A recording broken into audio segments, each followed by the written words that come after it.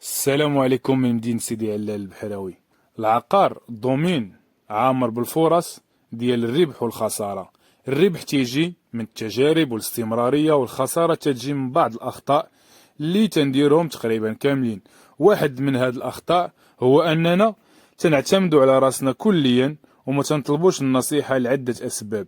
باش تبيع ولا تشري بوحدك يعني غادي تجرب بزاف ديال الطرق الصحيحة والغلطة، والمشكل الكبير هو ان اغلبيه ديال الناس تيكون عندهم شراء ولا بيع واحد في حياتهم. لهذا السبب تنرحبوا بكم وتنكونوا فرحانين باش نعاونكم، خصوصا في مدينه سيدي علال البحراوي اللي جات قريبه من الرباط وقنيطره باقل من 25 كيلومتر.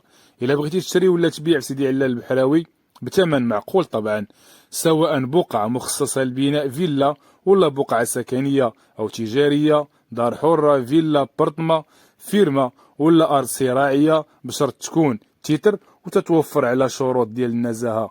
وبغيتي خبير اللي يوقف في جنبك، ما عليك غير تواصل معنا. الاختصاص ديالنا هذا وكاله الخدمات العقاريه سيدي علال البحراوي. الا بغيتي تشري عقار غادي نعرضوا عليك احسن ما كاين عندنا، والعقار اللي درنا عليه بحث وما فيش المشاكل.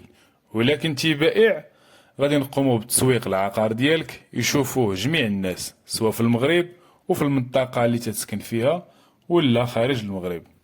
اتصلوا بنا دابا على الارقام اللي كاينه في الشاشة وحنا غادي نتكلفوا. السلام عليكم.